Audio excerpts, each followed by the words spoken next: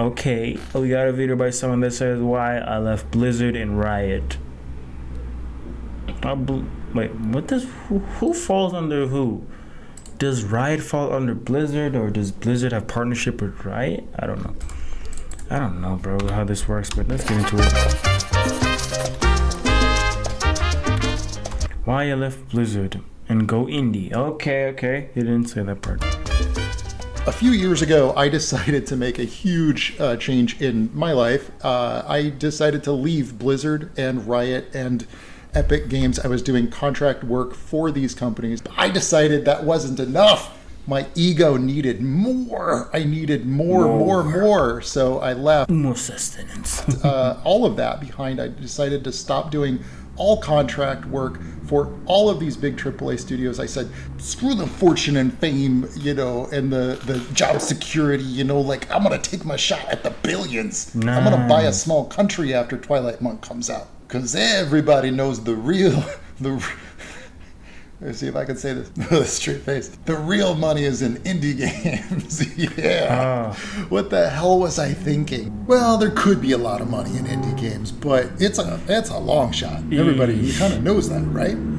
It's a big risk. Well, I took this big, I would say it's a huge risk. I want to talk a little bit about why basically throughout this whole video. So buckle up, get ready for some drama, get ready for some inside baseball. I'm going to reveal all the dirty laundry from these big corporate game studios. Nah, dudes, it ain't that kind of video. But certainly if you're considering working at a game studio or you're contemplating should you start your own business, this would be a good video for you to listen to. I'm going to give you some of my own experiences with it. While I'm talking about this, you can watch me work on the Twilight Monk video game. This is a game that's being developed. It is a open world Metroidvania, so it's bringing something new and fresh to the table as far as Metroidvanias go. And it's being published by Gravity Games Arise out of Japan. It'll be releasing on Steam and the Nintendo Switch in early 2025. Nice. Now, I know that many people who are listening or watching, it might be their dream job to have done the kind of things that I had done at those companies. And I want to clarify, I don't want to stomp on anybody's dream, man. If that's all you've been thinking about, it was my dream for a long time, too. I got so many rejection letters before I finally got into Blizzard back in 2006. Okay. Dang. So I get it. It was a great job for a while. It had its downsides too, and I won't go too much into that. But even back then, it was you kind of knew whatever you were working on was probably going to be a mega success. And that's a pretty cool job. I mean, if I wore my Blizzard hoodie around town, I had people stopping me just to talk to me. Nice. You get service at a restaurant, they throw in extra stuff because they're oh, I love Blizzard games. That was a really cool experience to have. I don't know if it's like that anymore, though. No, it's not. And at least for a long time, it was really, stable work. It was even during the recession back in 08, it was we were stable. 08, bro, I wasn't even in grade 1 yet, I think. Stable. We were still hiring even. So there was a lot of, at least, illusion of stability there for many, many years if you were good at your job. And if you were on good terms with your managers, I would say. And you might be thinking, well, as far as game industry jobs go, that sounds pretty posh. That sounds pretty cozy, Why leave? Why would you leave that? Who in their right mind walks away from that? It's like dating a supermodel. You walked away? What? It's I got a lot going on. I want to explore my options. You know what I'm saying? Set my employment status to it's complicated. It seems nuts, seems crazy, but to get to the point, the long and the short of it is that I got my start in indie comics, and I never really lost that independent spirit. And there's a part of working at those big game studios where it just feels all very, I guess I would use the word predictable. It's you knew you were going to be making a game that was going to be a success, or it was going to sell pretty well. The role was fairly limited. I mean, concept art, you're doing a lot of world building and creating lore and creating the visual look of a lot of things, and maybe even contributing to the story. but it's still pretty limited. I mean, there's a lot of people involved, and ultimately, I just found that I really enjoy working with small teams. I like working with teams of like... Not like a big system where you have to tell this guy, give it to this guy, a supervisor has to check it, then this guy has to approve it. Yeesh, time. And this person needs to know that you're doing this, so they must be careful of what that is. Yo, bro. Less than 7 people, 10 to 7 people.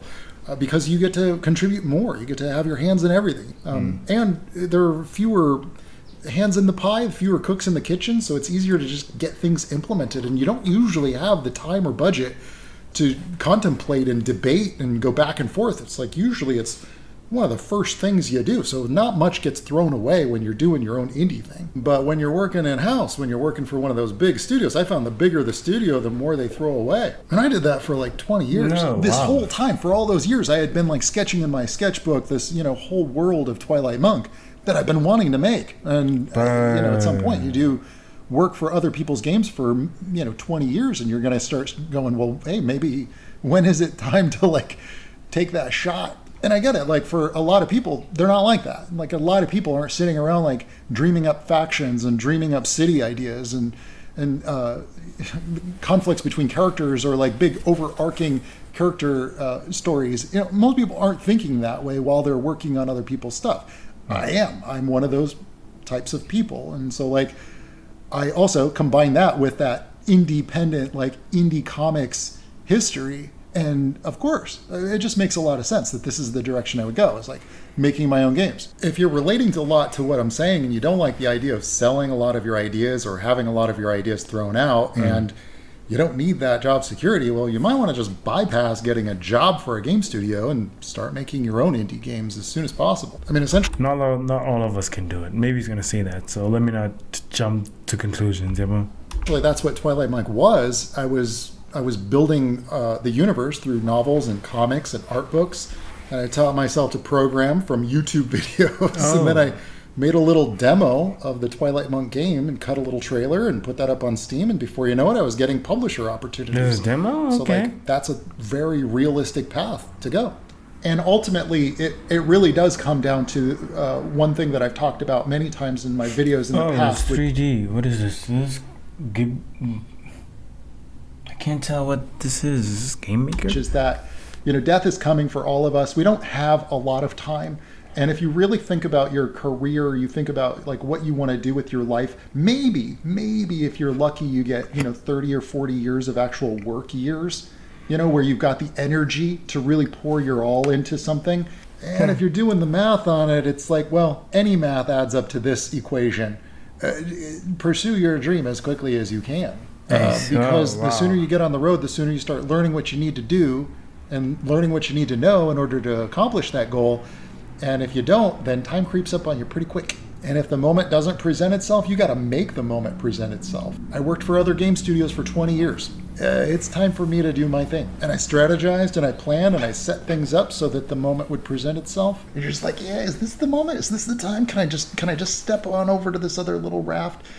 And you just have to take that plunge. Don't hesitate, or else it'll pass you by. Head just first. like Eminem when he goes up on that stage and his baby's crying and his mama's beating his ass and he's hooked on drugs or whatever. The Mom Spaghetti song. You only get one shot. Oh, Mom Spaghetti, weak knees are heavy. Oh, that's what this song meant. Okay, now I'm feeling a certain type of... I need to re-listen to it, So I guess a key thing here to point out is like, I'm grateful for all that time that I got to work on some of the world's like freaking most awesome games ever. And like, that's a really cool thing to have in your sort of like history. There's a lot more to it. There's a lot of things that I find like corporate game development is doing wrong lately. I don't want to go into that, like I'm just going to try to prove them wrong by doing it the way that I think it should be done. And that's what we're doing. I see the trajectory of corporate game development going the wrong direction, and I want to change that. I want to change that as a gamer, a person who loves this industry. Basically, as a creator, I don't want to... The best games are made by gamers. Look back on... Fight me on it, I'm saying it. My life with a lot of regrets. I don't want to look back on my life and think, well, man, I really wish I would have written that novel. No, I did. I wrote 5 novels.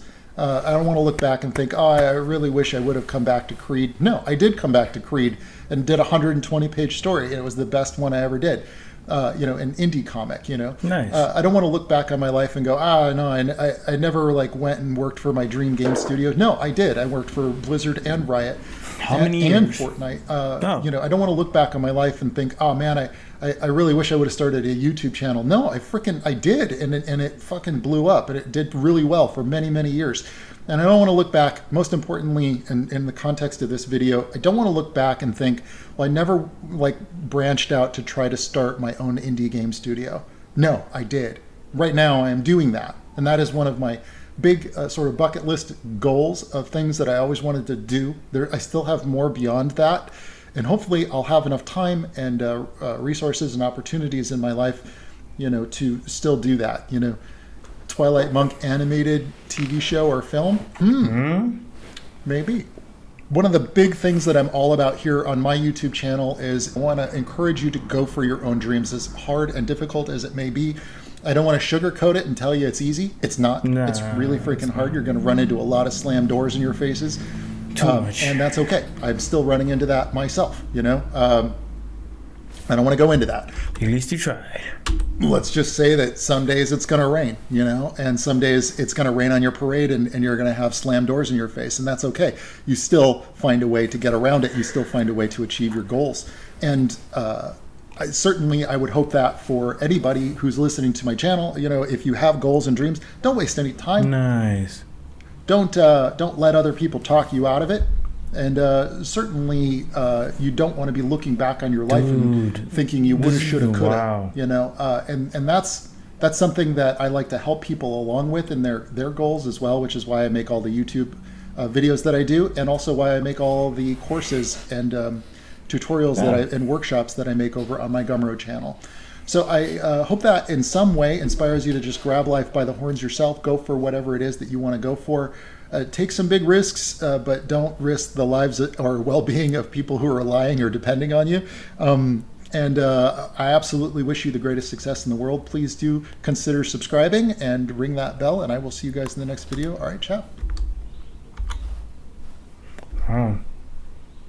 Why is it 2 minutes? Okay, he's showing the game. There's two. Twilight Monk. Damn, it does feel like Hollow Knight. Yep, it does, it does.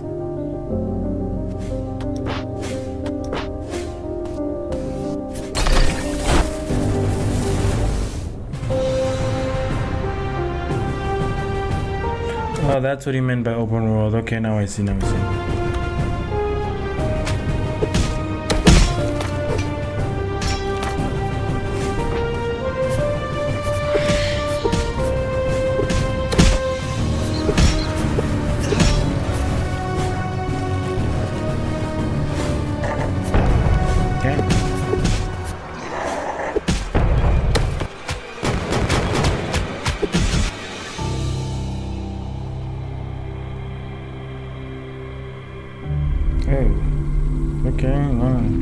Twilight Monk. Why? Wow, whose head is that?